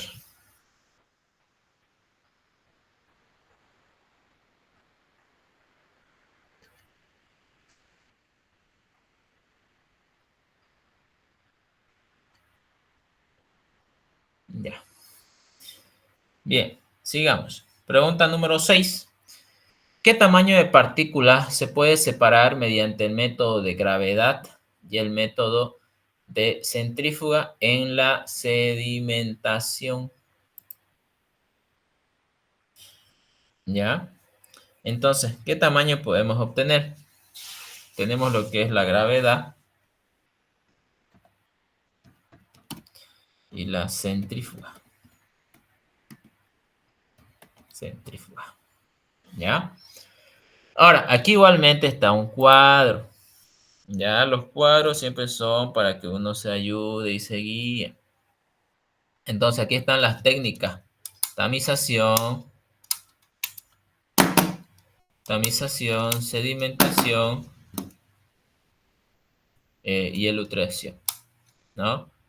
Entonces, ¿podemos responder la anterior pregunta con este cuadro? Sí. Entonces, en gravedad, ¿cuánto sería? A ver, están viendo ustedes el cuadro. A ver si se dan cuenta. A ver. 2.10. ¿O cómo se les diría a No, usted? de De 2 2 a a 10 10.000. a 10. Ah, A 10.000 micras. ¿Ya? es 10.000 que lo vi micras. como un punto. No, es un guión. ¿Ya? ¿Y en Sí, me acuerdo. centrífuga? De 2 a 0,1 micro. Bien, de 2 a 0.1 micras. ¿No? Básicamente el cuadro es para eso, ¿no? Para que nosotros podamos guiarnos, ¿ya? Y tal vez complementar a la anterior pregunta que vimos en esta, si es que el caso lo requiera, ¿no?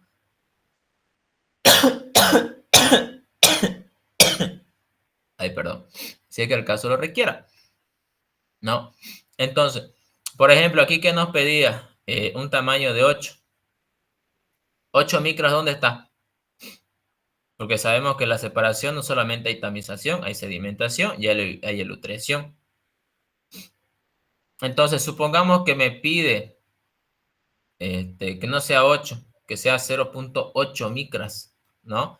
Entonces, según esta tablita, 0.8 micras, ¿lo puedo hacer por tamización? No. No. No, porque es un tamaño muy, muy chiquito. Entonces, ¿qué otros? Para eso está esta tabla, ¿no? Para ver en este caso, hacerlo ya sea tal vez por sedimentación o tal vez sea por elutriación, ¿ya? Y aquí están los fluidos que se utilizan para separar. Aquí es aire porque básicamente la tamización se hace en el medio ambiente, no se ocupa ningún fluido. Aquí, por ejemplo, para gravedad tenemos que utilizar agua. Para fuerza centrífuga, agua o aire, ¿ya? Para ciclones es aire, en la elutriación la gravedad es agua o aire, centrífuga, aire o agua igualmente, ¿no? Entonces, si me dijese, perdón, un tamaño de 0.8, ¿cuál podría elegir ahora? El nutrición. ¿Cuál? ¿Por gravedad o centrífuga? Centrífuga. Ya, solamente puedo hacerlo por ilustración por fuerza centrífuga. ¿Es el único? ¿No hay más? Sedimentación. Sedimentación igualmente por fuerza centrífuga, ¿no? Entonces ahí tengo dos opciones para yo poder hacer mi separación, ¿no? ¿Se entendió en esa parte, chicos? Sí. Bien, perfecto, ¿no? Y esta tabla igual siempre trátenle de recordarlo. Ya tampoco quiero ver en el examen que tengan esta tabla igual en su copy. Ya, las tablas son para estudiarlas, no para copiarlas.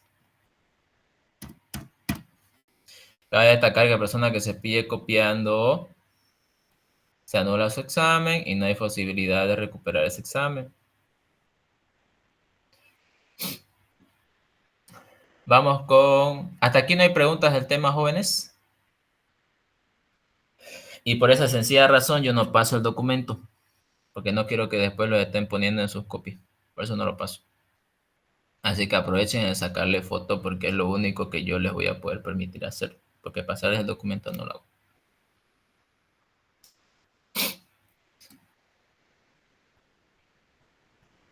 ¿Preguntas del tema, jóvenes?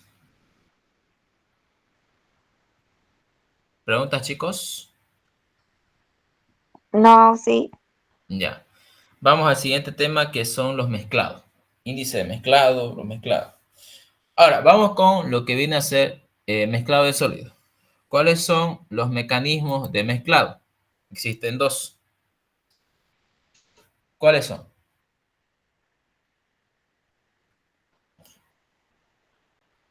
Aquí solamente me dice que indique, no me dice que detalle. Entonces, ¿cuáles son? Ya le dije, son dos. ¿Cuáles son?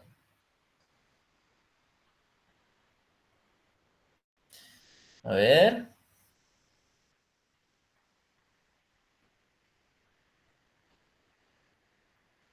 Por agitación, No.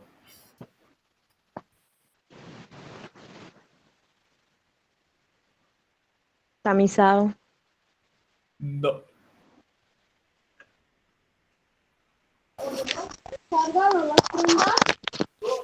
Mezcla homogénea. No.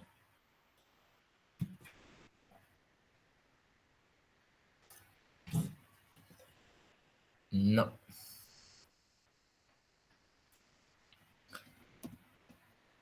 Convectivo y difusivo. Ay, perdón, difusivo. ¿Ya? Esos son básicamente los dos mecanismos de mezclado. ¿Ya? Ahora, cuando hablamos del mecanismo de tipo convectivo, ya vamos a hablar prácticamente de transferencia de mezclado, ¿ya? Pero de un mezclado que agrupe partículas. Quiere decir que un grupo de partículas van a migrar de un lugar a otro. Eso es convectivo. Ahora, cuando hablamos de difusivo, estamos hablando igualmente del movimiento de las partículas, pero de forma individual, ¿ya? Convectivo es el movimiento en grupos, difusivo, individual, ¿ya? Es decir, se van a ir posicionando en otros lugares, van a ir intercambiando lugares, convectivo de forma grupal y difusivo de forma unitaria, ¿ya? Entonces, a eso nos referimos con los mecanismos de mezclado, ¿ya? Ahora vamos con la pregunta número 2. El índice de mezclado es un parámetro técnico que permite cuantificar el grado de homogeneidad en una mezcla, falso o verdadero.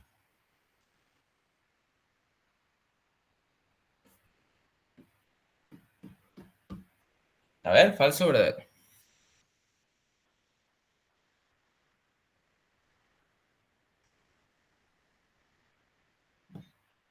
Falso o verdadero, chicos.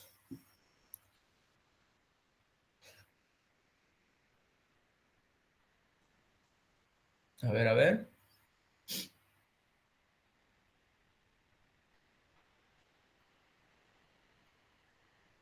Falso o verdadero, jóvenes.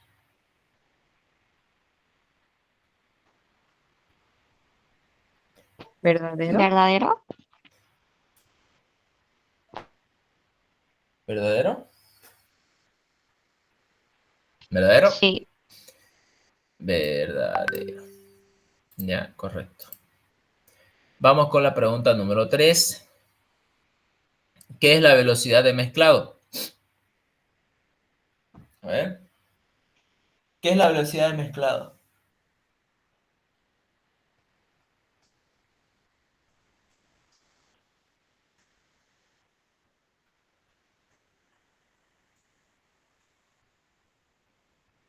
¿Qué es la velocidad de mezclado?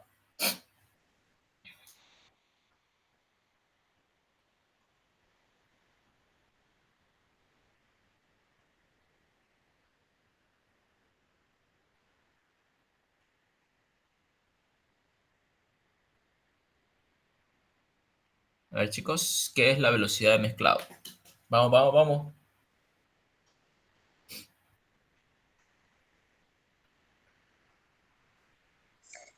El estudio de la cinética.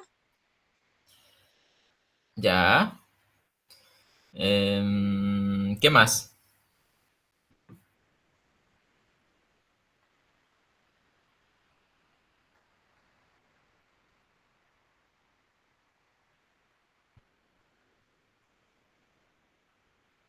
¿Qué más?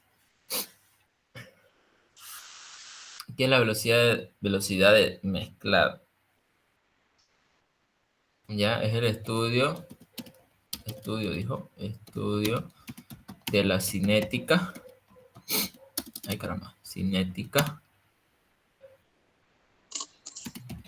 de mezclado, en esta ocasión, que prácticamente ayuda a determinar. ¿Qué determina? ¿Qué nos ayuda a determinar, jóvenes? A ver, ¿qué nos ayuda a determinar? El tiempo. Muy bien, el tiempo. Ya, el tiempo que se necesite o que se necesita para obtener una mezcla homogénea. ¿Ya? Entonces eso básicamente la velocidad de mezclado. Vamos con la siguiente pregunta. Clasificación de equipos de mezclado. ¿Cuáles son? Son 3 equipos. 3 tipos de equipos.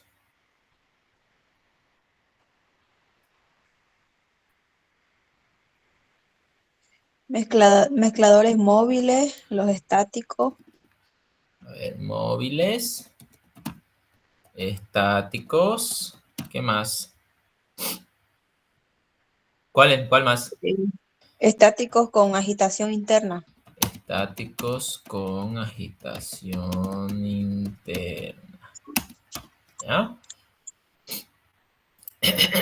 Ahora, cuando hablamos en este caso de aquellos que son móviles, ¿no? Aquellos mezcladores móviles, son aquellos que en este caso nosotros vamos a poder justamente, la cámara de mezclado, poder justamente rotarla, ¿no? Y al poderla rotar, podemos fácilmente mezclar todo su contenido.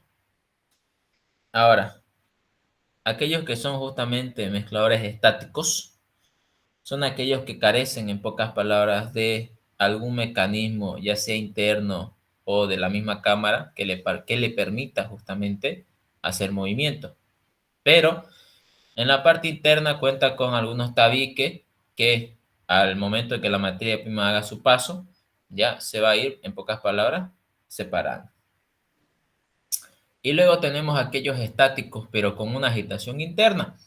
Son aquellos que son recipientes o cámaras fijas, pero que en su interior cuentan con un sistema, ¿ya? Que realiza un movimiento interno y que a través de ese movimiento interno provoca justamente un mezclado. Ahora, en base, ¿ya? ¿Qué son los mezcladores móviles?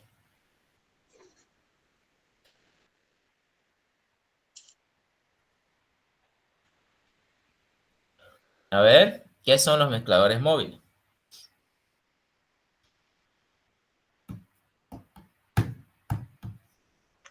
¿Son recipientes?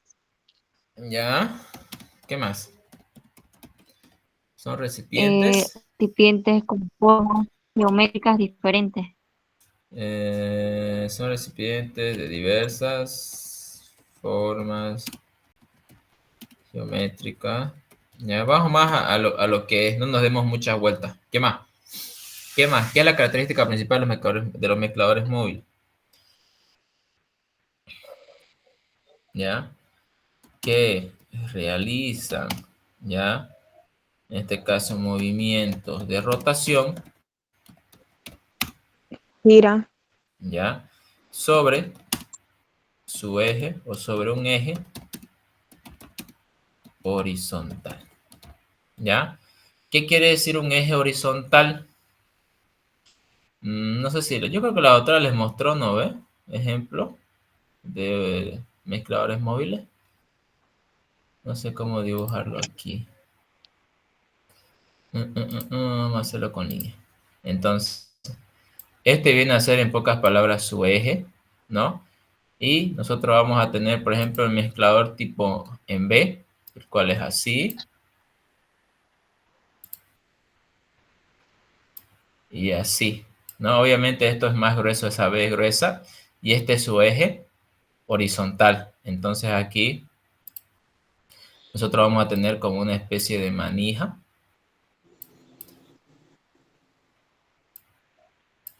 Ya obviamente esto tiene patitas y todo lo demás, pero no las voy a dibujar ya. Aquí tiene patitas. Tiene aquí otra patita. Aquí hay otra patita. Más o menos algo por medio, ¿no? No soy buen dibujante. Pero ya, se agarra de aquí. ¿Ustedes ven mi mouse, no ven, chicos? ¿O no ven mi mouse? El puntero. Sí, auxiliar. Allá. Se agarra de aquí y se va moviendo. ¿No? ¿Por qué decimos móviles? Y que se gira sobre su eje horizontal. Que al mover esto, se va moviendo todo el sistema, incluido el recipiente en B. ¿No? En este caso le llaman tipo pantalón, porque parece como dos piernitas, ¿no? Entonces, se va girando y esto se va moviendo. Por eso dice que rota sobre un eje horizontal, ¿no? Y se va a ir mezclando. La materia prima pasa de aquí a aquí, luego pasa aquí, luego vuelve al medio, luego vuelve acá y así. Va haciendo ese paso. Porque al momento de que yo lo voy girando, esto que está arriba va abajo, lo que está abajo va arriba y así, ¿no? Entonces, a eso nos referimos con que en este caso giran sobre un eje horizontal, ¿ya? Y que su mecanismo de mezclado es difusivo, ¿ya? Entonces aquí nos falta decir con mecanismo de mezclado difusivo, ¿ya? ¿Se entendió, jóvenes? Sí. Ese es un Sí. ejemplo, por ejemplo, de mezclador móvil, ¿ya? Y estos equipos son así, no son equipos complicados, son equipos que se pueden adquirir, pero no hay en laboratorio. Bien quisiera que alguna vez, más adelante, aquí a unos años, puedan existir estos equipos dentro de la U, para que se puedan explicar mejor. Pregunta 6. ¿Cuáles son los factores que contribuyen a la eficacia en los mezcladores móviles? Estamos acá, en el mismo mezclador. Pongamos como por ejemplo este tipo B. Entonces, Carga ¿qué del factores? material Carga del material, muy bien. y En velocidad de este caso, rotación. velocidad de rotación, ¿no? Entonces, si vamos en este caso con el inciso primero, que es la carga del material, ¿no? ¿Qué nos dice? Que debe estar 1/3, ¿no? De su capacidad, ¿ya? Entonces, ¿qué quiere decir? Que no hay que llenarlo, porque si lo vamos a llenar, ¿cómo vamos a mezclar? ¿No? Entonces, 1/3 de su capacidad es lo que yo debo llenar de material, ¿no? Para que eso al momento de que yo hacerlo girar, pase abajo, luego al otro lado y así sucesivamente. Ahora, velocidad de rotación, mientras mayor sea la velocidad, ya mayor va a ser el mezclado, Ya, mientras más veces lo voy girando, mejor va a ser el índice de mezclado. ¿Ya? Vamos con la pregunta 7. Los mezcladores en B son los más utilizados a escala pequeña e intermedia. Estos acá son en B. ¿Falso o verdadero? Verdadero. Verdadero. Si ustedes se dan cuenta, yo que les dije, el equipo no es grande. El equipo, bueno, dependiendo cómo lo adquiera, pero hay equipos que son chiquititos, que te llegan a la cintura, no ocupan mucho material, ni espacio, ¿no? Así que son prácticos. Yo justamente lo vi en TikTok y me gustó. Vamos con la pregunta 8. ¿Cuáles son los mezcladores estáticos con agitación interna?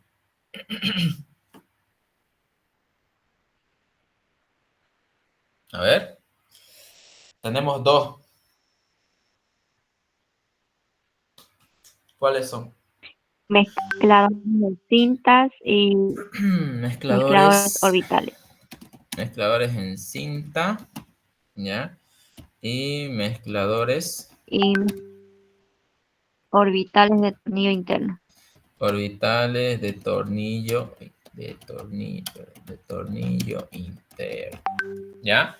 Ahora, los mezcladores en cinta, ¿no? Prácticamente, su nombre lo indica, está constituido por cintas, exclusivamente por dos, en las cuales justamente van en sentido contrario, ¿ya? Y en este caso, dentro de lo que es la cámara, ¿no? Ahora, su mecanismo de mezclado es de tipo convectivo, ¿ya? Entonces, es una cámara o un recipiente que nosotros no podemos ver la parte interna, pero dentro de ella hay dos cintas que van girando en sentido contrario y van separando y van mezclando. Ya es como un mezclador interno que contienen estos tipos de mezcladores, ¿ya? Por eso dice que son estáticos, porque el recipiente no se mueve, esto no se mueve, pero dentro hay un mecanismo. En esta ocasión son en cinta o puede ser un tornillo interno, que estos hacen justamente la mezcla. Ahora, ¿qué característica tienen estos mezcladores orbitales de tornillo interno? Por ejemplo, su nombre lo dice, tiene un tornillo, es como un brazo. Ya son en forma tipo cónicas, largas, en el cual hay un bracito interno, el cual está articulado por, ¿cómo les puedo decir? A ver, ¿dónde está mi...?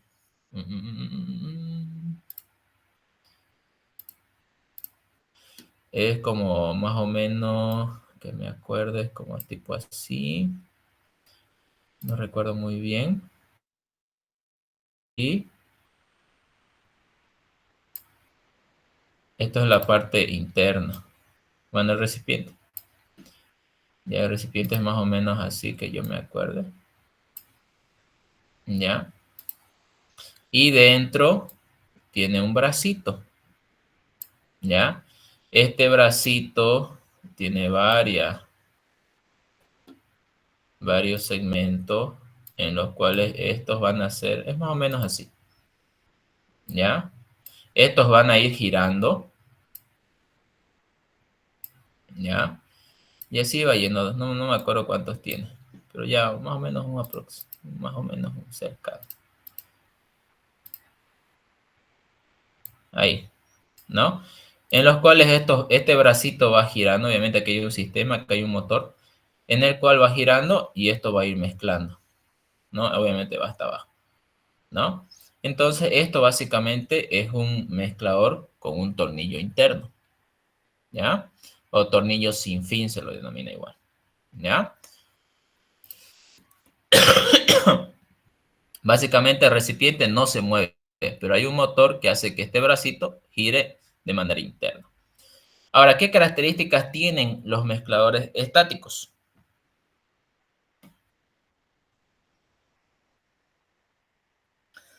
A ver, ¿qué características tienen los mezcladores estáticos?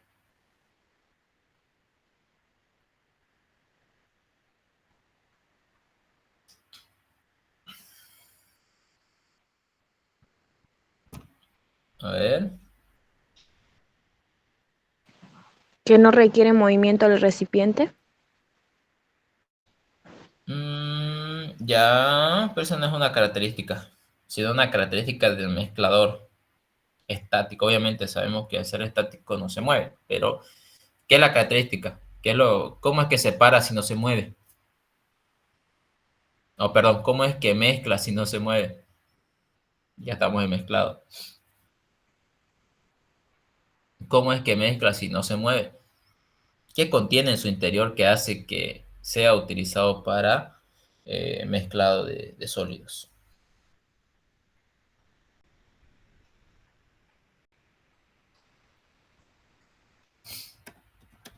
Entonces un recipiente, podemos empezar por ahí, ¿ya?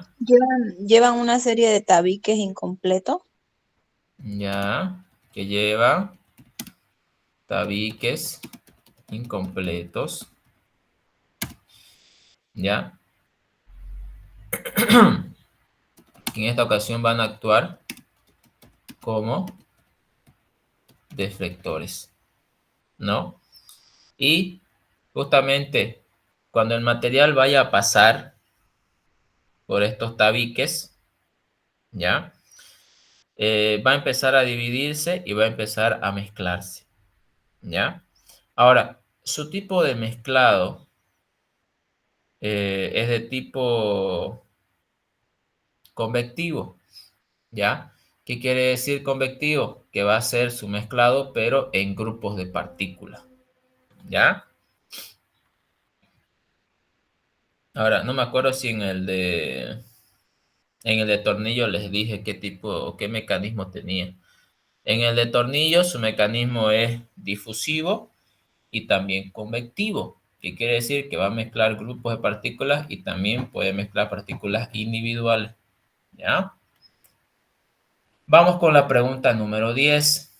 Los mezcladores que fundamentan su trabajo en un movimiento de rotación sobre un eje horizontal que llevan en su interior intensificadores de agitación son, inciso A, mezcladores fijos, inciso B, mezcladores de cuerpo móvil, inciso C, mezcladores estáticos.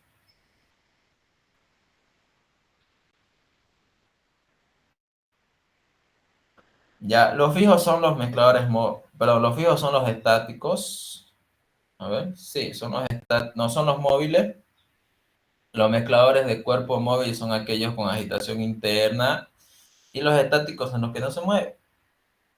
Aquí se los denomina fijos porque son fijos en un solo lugar, pero tienen un eje que los mueve. Entonces, ¿cuál sería, jóvenes? A, B o C. La B. Inciso La B. C. El inciso B. ¿Ya? ¿Ya? Mezcladores de cuerpo móvil. ¿Ya? Aquí básicamente estamos hablando de qué mezclador, a ver. A ver, ¿de qué mezclador?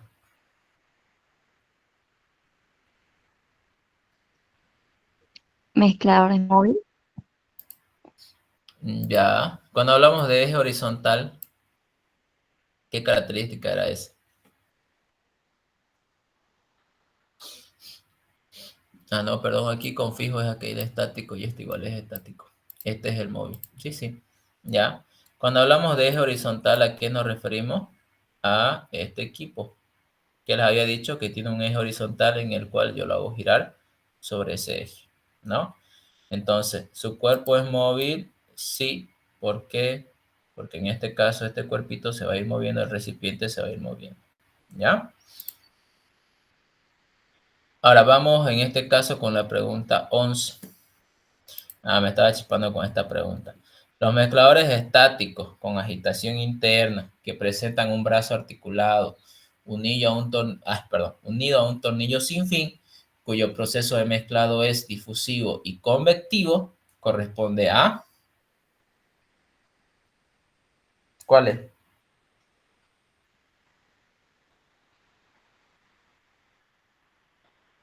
A ver, chicos, ¿cuál es?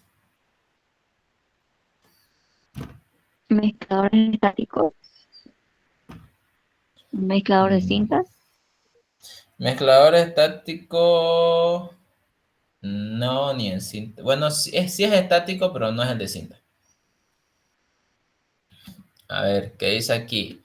Estático, con agitación interna, ¿ya?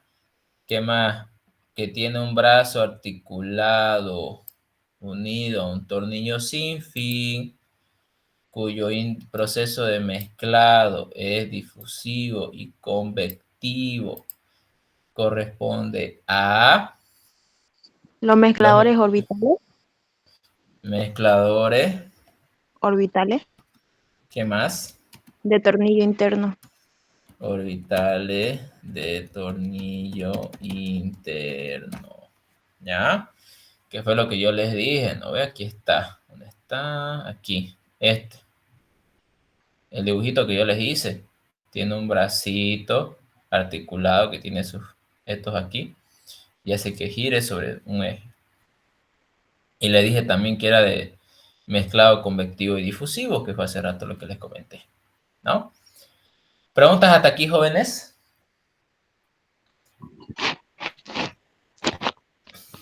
¿Preguntas, chicos? No, sí, entendido. Bien, vamos al último tema, que es la desecación y liofilización. ¿Ya? Primero, ¿qué es la desecación? Definición de desecación.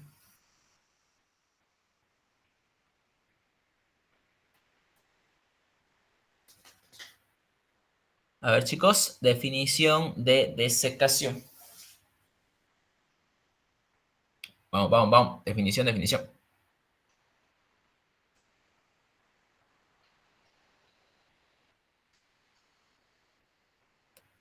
Definición de desecación.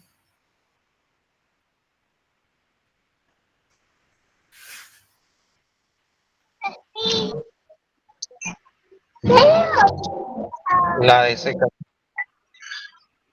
es un proceso para eliminar el agua o la humedad de una sustancia. Ya. A ver, es el proceso de eliminación de agua. Ya, O la o de humedad. ya, o humedad, también conocido como humedad. Ya. En materiales sólidos. Caramba. O casi sólidos. Ya. Por medio del aporte de calor. ¿Ya? No importa cómo lo coloquemos, en qué orden, pero siempre nos hagamos entender, ¿no? Proceso de eliminación de agua o humedad, obviamente el agua es la humedad, en materiales sólidos o casi sólidos por medio del aporte de calor. Simple y directo, ¿no? No hay que seguir aumentando más cosas, que el otro, no. Hay que tratar de hacerlo más directo. ¿Bien? Ahora, pregunta número 2. ¿Cuál es la finalidad de la desecación?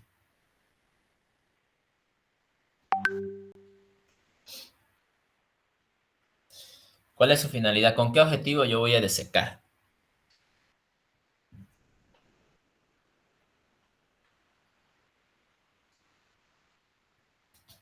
A ver, jóvenes. Para eliminar el agua que está en mi...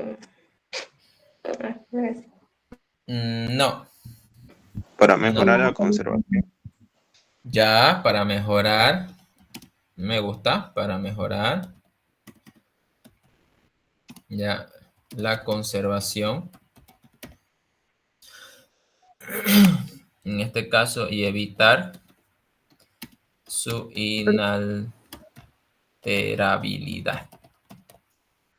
¿Ya? Para evitar el crecimiento microbiano. También, ¿ya? A eso nos referimos con justamente que evitemos su inalterabilidad. ¿Ya? ¿A qué nos referimos? Que en este caso, ¿perdón?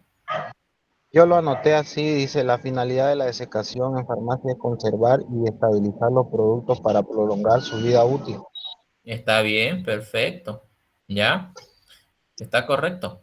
¿Ya? ¿Por qué? Por eso estaba explicando el tema de la inalterabilidad. Que en este caso podamos evitar algún tipo de contaminación. Ya, punto 1, evitar su degradación. Ya, eso también nos referimos también con la conservación, ¿no? Porque sabemos que la materia vegetal, por ejemplo, se hace amarillo, ya a veces no seca bien.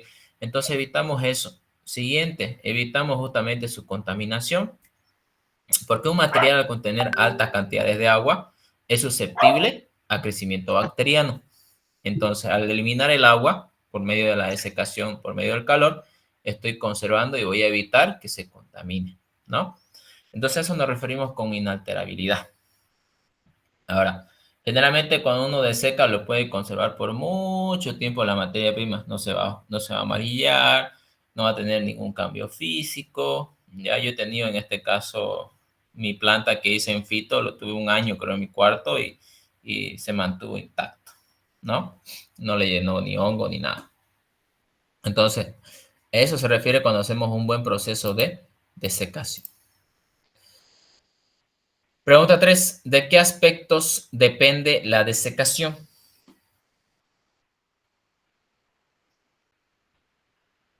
¿De qué aspectos depende la desecación?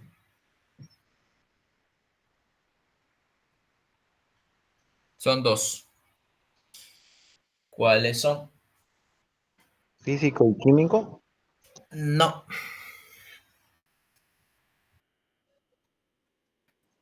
Natural y Depende de la humedad del medio ambiente o de la atmósfera, ¿ya? Y la humedad del material, pongámosle, ¿ya? De esos dos aspectos depende, ¿ya? Prácticamente la desecación, porque tengamos en cuenta que, por ejemplo, el material, no todos los materiales tienen la misma cantidad de agua, ¿no? Y también en este caso la humedad atmosférica o la humedad del medio ambiente igual es diferente dependiendo de la región en la cual nos encontremos, ¿ya? Vamos con la pregunta número 4. Mediante la higrometría, ¿cuáles son los métodos de medida de la humedad? ¿De qué forma yo puedo medir la humedad?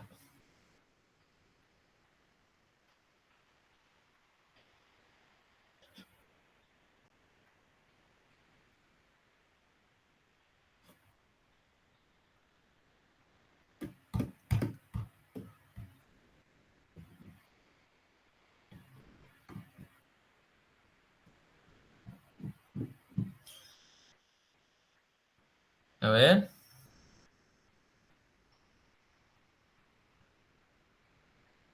¿Cuáles son los métodos?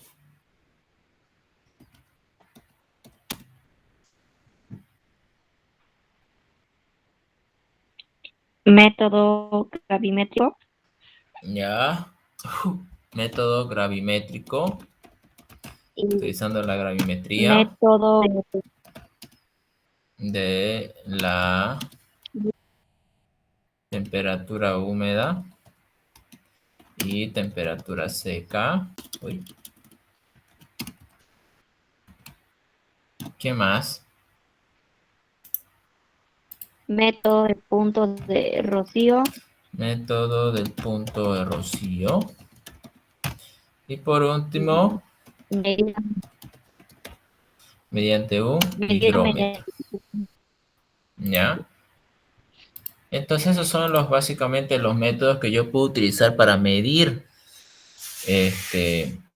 prácticamente la humedad, ya mediante la higrometría, ya métodos gravimétricos que son cálculos de gravimetría, temperatura húmeda y temperatura seca, en el cual hacemos una comparación entre la materia prima inicial y una materia prima final, por así decirlo. Entonces a diferencia se hacen unos cálculos y se encuentra la humedad, ¿no? Y el método del punto de rocío y el higrómetro, que es básicamente un equipo. Vamos con la pregunta 5. Aquel cuerpo cuya tensión de vapor de agua superficial es igual a la del agua a la misma temperatura y es inerte con respecto al agua que lo acompaña, corresponde a cuerpo húmedo, cuerpo higroscópico, ambos o ninguno.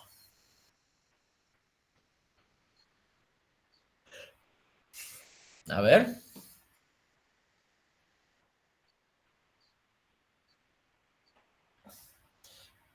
¿Qué es un cuerpo húmedo y qué es un cuerpo higroscópico?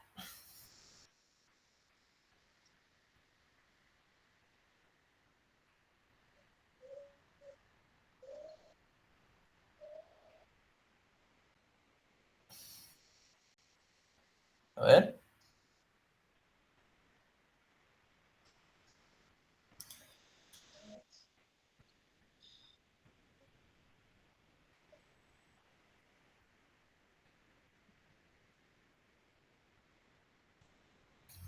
¿Qué es un cuerpo húmedo y qué es un cuerpo higroscópico?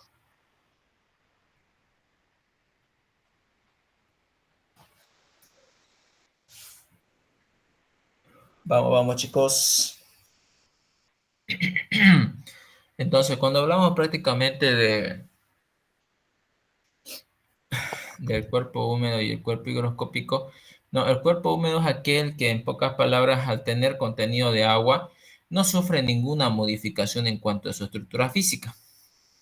En cambio, aquellos cuerpos que son higroscópicos, en este caso su mismo nombre lo indica, higroscópicos, que quiere decir que al adquirir humedad va cambiando, ¿ya? Va sufriendo cambios. Entonces, ¿qué nos dice el enunciado? Que en este caso nos dice que es inerte. ¿Qué quiere decir inerte? Que no va a cambiar, que se va a mantener, ¿no?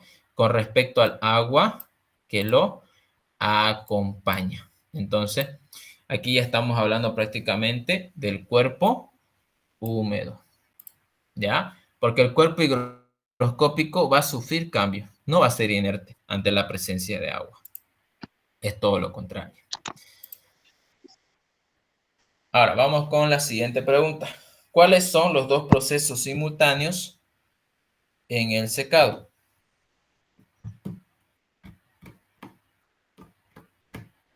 ¿Cuáles son los dos procesos simultáneos en el secado? Transferencia de materia y de calor. Transferencia de materia y transferencia de calor. ¿Ya? Entonces, cuando hablamos justamente de la transferencia de materia, ¿a qué nos referimos? Prácticamente la transferencia de materia es cuando el agua superficial, en pocas palabras, se evapora. Y el agua interna ya va a pasar a la superficial y luego se va evaporando, ¿no? Entonces, básicamente esa es la transferencia de materia. Superficial, vaporización. Interna, superficial y vaporización, ¿no? Luego, en este caso, la transferencia de calor justamente es el calor que se necesita para vaporizar el agua, ¿ya? Entonces, eso es básicamente los dos procesos. La transferencia, que en este caso es el agua de la parte del agua superficial que se vaporiza, el agua interna que pasa a ser superficial y luego se vaporiza, y la transferencia de calor es el calor necesario para darse esa evaporización, ¿ya? Pregunta 7. ¿Cuáles son los mecanismos de transferencia de calor? ¿De qué forma yo puedo calentar la materia? Convección. Esa es la transferencia de calor. ¿Perdón? Convección. Ya. Convección. Radiación y conducción.